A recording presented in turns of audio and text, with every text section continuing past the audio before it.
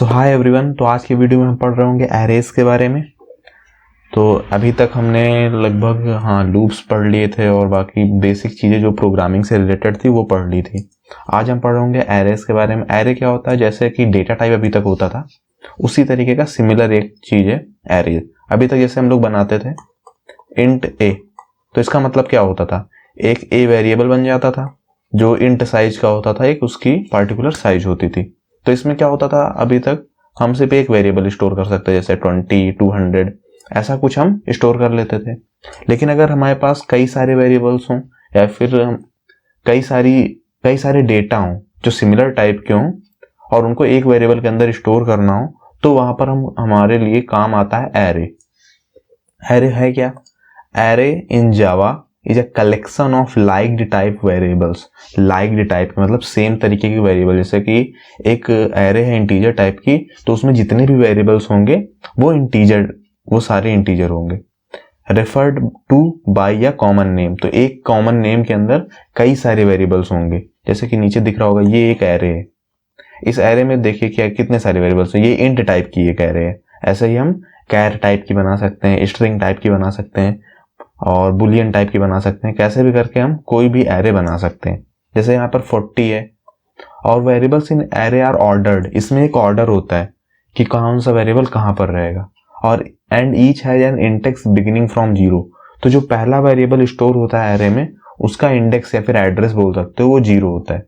दूसरे वाले का 1, फिर 2, फिर 3, 4, 5, 6, 7, 8 इस तरीके करके इसमें इंडेक्सिंग होती है। और इसका साइज क्या होता है, जैसे यहाँ पर इस एरे का साइज क्या होगा, इस एरे का साइज क्या है, एरे लेंथ 9 है और इसका फर्स्ट इंडेक्स कौन सा होगा, 0 होगा और लास्ट इंडेक्स क्या है, 8 होगा। एरे लेंथ -1 वो उसका लास्ट इंडेक्स होता है और पहला इंडेक्स हमेशा 0 होगा, क्योंकि 0 से ही एक एरे स्टार्ट होती है। तो इतनी जरूरी चीजें थी एरे के बारे में जानने के लिए। अब हम पढ़ेंगे कि एरे हम क्रिएट कैसे करेंगे। तो क्रिएटिंग एरे, डिक्लेयरिंग एरे, ये सब कैसे होता है ये हम एक प्रोग्राम में ही डायरेक्ट सीखेंगे। तो यहाँ पर एक प्रोग्राम आपको दिख रहा होगा, यहाँ पर क्लास है, हमने फंक्शन बना लिया। अगर इसमें हमें एक एरे बनानी हो तो कैसे करेंगे, जैसे अभी तक मान लो एक नॉर्मल एक वेरिएबल बनाना होता तो हम क्या लिखते हैं, इंट ए, ये बन गया। इसी तरीके से अगर एक एरे बनानी तो हम क्या लिख सकते हैं, हम एक लिख देंगे इंट एर, और यहाँ पर इसका साइन बनाना जरूरी है। एक एरे का ऐसे डिनोट ही करते हैं, ये जो स्क्वायर ब्रैकेट्स होते हैं ये लगाना जरूरी है। तो एरे को डिनोट हम ऐसे ही करते हैं, जैसे ARR और इसके आगे ये स्क्वायर ब्रैकेट्स। तो स्क्वायर ब्रैकेट जहां भी लगे हो इसका मतलब वो एक एरे है। तो वैसे ही करेंगे और इसको हम इक्वल टू न्यू इंट, और यहां पर हम इसकी साइज डाल देंगे, कितने एलिमेंट्स चाहिए। अभी ये मैंने जो एग्जांपल में दिखाया उसमें कितने थे, 9 थे। अगर मान लो मुझे टेक 10 लेंथ की चाहिए तो अब 10 लेंथ की एक एरे बन जाएगी इस लाइन से। ये जो लाइन थी यहाँ पर डिक्लेयर हो गया है, अब इसके अंदर वैल्यूज नहीं आई हैं पर डिक्लेरेशन ऐसे हो गया यहाँ पर, int arr is equal to new int और 10, ये इसकी क्या हो गई, 10 इसकी लेंथ हो गई। तो एक 10 लेंथ की एक एरे बन जाएगी जो 0 से स्टार्ट होगी और जिसका लास्ट इंडेक्स 9 होगा। 0 से लेकर 9 तक उसकी इंडेक्सिंग होगी। अब इसमें वैल्यूज कैसे डालेंगे, तो वैल्यूज ऐसे फिल कर सकते हो, एर है इसका नाम, तो एर के 0 इंडेक्स पर एक वैल्यू डाल दो। एर के 0 इंडेक्स पर क्या डालना चाहते हो, मान लो 10, ठीक है। एर के 1 इंडेक्स पर, एर के 1 इंडेक्स पर 100 डाल दिया मैंने। ऐसे करते हुए एर के 2 इंडेक्स, 3 इंडेक्स, 4 इंडेक्स, 5 इंडेक्स इस तरीके करके कर सकते हो। अब देख लेते हैं कि वैल्यूज गई या नहीं, तो प्रिंट करके देख लेंगे हम, system dot out dot println, और हमको क्या प्रिंट करना है, एर का 1 इंडेक्स। क्या एर के 1 इंडेक्स पर कोई वैल्यू है, अगर है तो उसको प्रिंट करो। तो अगर हम इस प्रोग्राम को रन कराएंगे तो हमारा आंसर क्या आएगा, एर का 1 इंडेक्स हम प्रिंट कर रहे हैं। एर का 1 इंडेक्स में हमने क्या डाला था, 100 डाला था, तो वही हमारा यहाँ पर आउटपुट मिल गया। तो इस तरीके से हम एरे के अंदर वैल्यूज इनपुट करती हैं, एरे के अंदर वैल्यूज इनपुट करते हैं। ये हमारा था डिक्लेयर करना, ये जो ये लाइन थी, और ये नीचे क्या हुआ, ये इसमें वैल्यूज इनपुट करना हो गया। सिर्फ यही तरीका नहीं, और भी तरीके हैं। जैसे कि एक तरीका है डायरेक्ट इनपुट करने का, जैसे कि इंट, जब हमें साइज पता हो, जैसे कि हम ऐसे कर सकते हैं 10, 100, 56, 78। ये एक एरे मैंने डायरेक्ट बना दी। अब इसको मैं चाहूँ तो प्रिंट कर दूं, तो यहाँ पर अगर सिस्टम डॉट प्रिंटलन एर ऑफ 1 करूंगा तो आंसर क्या आएगा, 100 आना चाहिए, क्योंकि एर के 1 इंडेक्स पर 100 है। अगर मैं एर का 2 इंडेक्स प्रिंट करूं, मान लो 3 इंडेक्स मान लो मैं प्रिंट कर रहा हूं, तो यहां पर हमारा आंसर आ गया 78। ये हमारा 78 आंसर आ गया, क्योंकि हमने यहां पर ये एरे डायरेक्ट बना दी। ये एक तरीका था जिसमें हमने डायरेक्ट वैल्यूज ही डाल दी। हमने एक बार डिक्लेयर करके दूसरी बार वैल्यूज नहीं डाली, मैंने डायरेक्ट डिक्लेरेशन और उसके अंदर वैल्यूज एक ही साथ हमने कर दिया। तो ये एक तरीका होता है। तो यही सारे तरीके हैं। अगर मान लो बहुत बड़ी एरे है और उसके अंदर वैल्यूज काफी ज्यादा हैं, तो हम वहां पर एक एक करके नहीं डालेंगे, जैसे मैंने अभी किया था ना, एर ऑफ 0, एर ऑफ 1, ऐसे करके वैल्यूज नहीं डालेंगे, हम एक साथ सारी वैल्यूज डालेंगे। उसके लिए हम क्या करेंगे, लूप का यूज करेंगे। तो आओ उसको देखते हैं। तो पहले मैं एक एरे बना लेता हूं, int arr is equal to new int of size 10। ठीक है, इस बार हम यूजर से लेंगे। यूजर से हम क्या करेंगे, यूजर से वैल्यूज लेंगे। तो यूजर से वैल्यूज लेनी है, इसका मतलब क्या हुआ, स्कैनर क्लास का यूज करेंगे। तो उसके लिए मुझे इंपोर्ट का यूज करना पड़ेगा। तो import Java dot util dot star. ठीक है, इसके अंदर फिर मुझे स्कैनर लगाना पड़ेगा।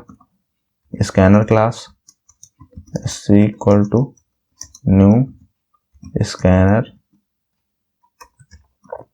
System dot in. अब हम क्या करेंगे, अब हमको यहाँ पर वैल्यूज डालनी है सबसे पहले। तो वैल्यूज डालने के लिए क्या करेंगे, पहले तो उसको यूजर को बता देंगे कि इंटर 10 इंटीजर वैल्यूज, इससे वो भी पता चल जाएगा। अब हम क्या करेंगे, एक स्टेटमेंट को बार बार लिखने के बजाय इसको एक लूप के अंदर डाल देंगे। तो लिखूंगा मैं for int i equal to 0, क्योंकि 0 इंडेक्स से स्टार्ट करना है, i less than equal to 10 और आई प्लस प्लस। और हमको क्या करना है, एर के आई इंडेक्स जो कि चेंज होता रहेगा, एर का आई इंडेक्स पर sc डॉट नेक्स्ट इंट। तो यहां पर इस लूप का मतलब ये हुआ कि लूप 10 बार चलेगा और एर ऑफ आई यानी एर के 0 इंडेक्स पर एक बार वैल्यू, फिर 1 इंडेक्स पर। इस तरीके से जब 10 वैल्यूज यूजर डालेगा तो एक एरे बन जाएगी 10 साइज की, और उसके लेस देन 10 तक चलेगी, क्योंकि 9 इंडेक्स तक चलाना है ना। तो ये लूप में लेस देन 10 तक चलाऊंगा, 0 से 9 तक चलेगा, यानी 10 बार चलेगा और हमको 10 वैल्यूज मिल जाएंगी। तो इस लूप से के चलने से हमारे पास वैल्यूज आ गई। अब यूजर ने जो वैल्यूज इनपुट करी है उसको हम प्रिंट भी करेंगे। तो एक लूप लगाऊंगा प्रिंट करने के लिए, या तो एक एक करके प्रिंट कर लो, या तो एक लूप के अंदर डाल दो। देखो एक तरीका तो ये है, system dot out dot println ऐसे करूं और मैं लिख दूं एर और ब्रैकेट में 0। तो इससे 0 इंडेक्स वाला प्रिंट हो जाएगा, 0 इंडेक्स पे जो नंबर होगा। फिर दोबारा मैं लिखूंगा एर के 1 इंडेक्स पर, एर के 2 इंडेक्स पर, ऐसे करूंगा। या तो दूसरा तरीका कि मैं इसको लूप के अंदर डाल दूं, इसी स्टेटमेंट को ऐसे वो करूंगा मैं, int j equal to 0, j is less than 10 और जे प्लस प्लस। एक तो ये तरीका है, और यहां पर मैं, तो ये अगर स्टेटमेंट लूप के अंदर हो गया तो ये 10 बार चलेगा।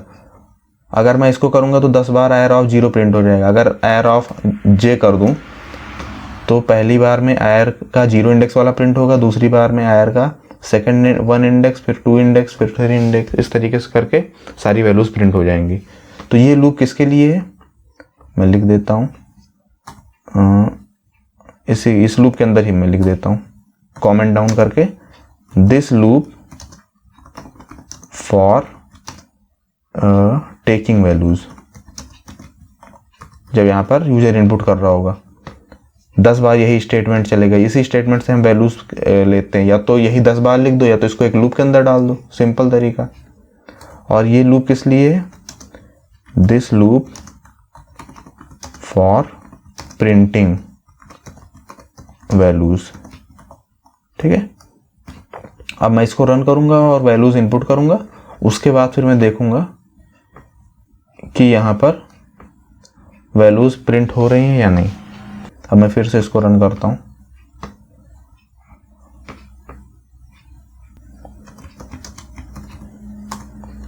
इंटर 10 इंटीजर वैल्यूज, तो मैं क्या करूँगा 1 2 3 4 5 6 7 8 9 0। और ये हमारा ये जो पहले तो ये तो मैंने इनपुट किया इतना, उसके बाद ये क्या हुआ, एक एरे प्रिंट हो गई 1 2 3 4 5 6 7 8 9 ऑफ 0। तो ये हमारा एरे का प्रिंट हो गया। तो यही लूप्स हम यूज करेंगे, क्योंकि एरे के जितने भी क्वेश्चन होंगे उसमें ऐसे ही 8-10 वैल्यूज़ होंगी जो मुझे यूजर से लेनी होंगी या फिर प्रिंट करनी होंगी।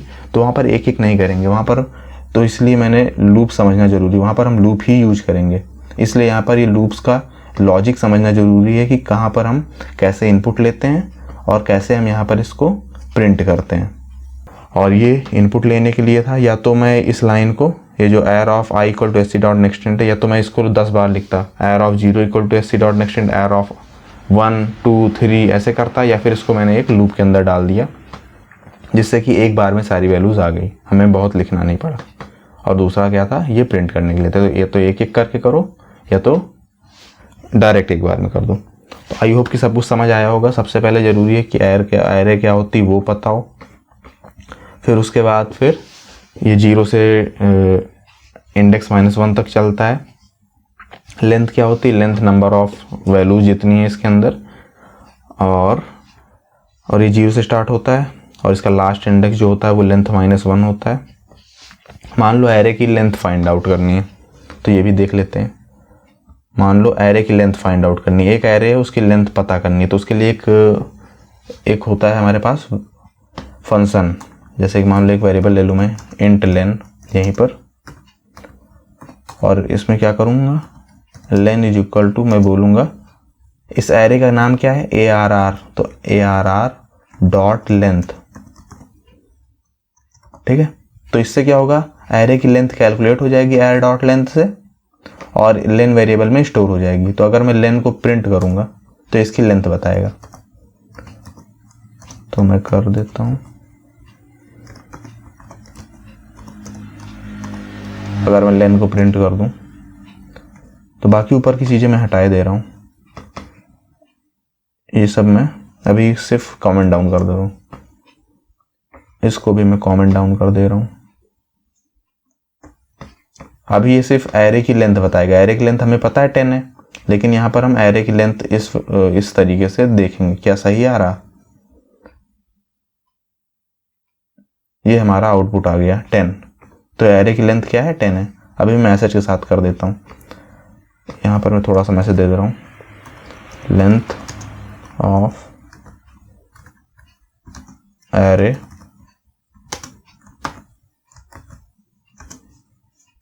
प्लस लेन। अगर मैं इसको रन कर रहा हूँ और यहाँ पर लेंथ चेंज कर दे रहा हूँ, 10 की जगह मैं 100 कर दिए रहा हूँ। अब यहाँ पर हमारा आउटपुट आ गया लेंथ ऑफ एरे 100। तो इस तरीके से हम लेंथ कैलकुलेट करेंगे। लेंथ का वेरिएबल का भी काफ़ी ज़्यादा यूज है आगे के प्रोग्राम्स में, इसलिए मैंने बता दिया। आई होप कि सब कुछ समझ आया होगा, कैसे बनाते हैं, कैसे वैल्यूज डालते हैं, और लूप का क्या यूज है, लेंथ वेरिएबल का क्या यूज है, और एरे होता क्या है, ये सब आपको सही से समझ में आ गया होगा। तो वीडियो को लाइक कर देना, चैनल को सब्सक्राइब कर देना। मिलते हैं नेक्स्ट वीडियो में, जहाँ पर हम एरे से रिलेटेड कुछ क्वेश्चंस कर रहे होंगे, सर्चिंग सॉर्टिंग ये सब पढ़ रहे होंगे। तो टाटा बाय बाय।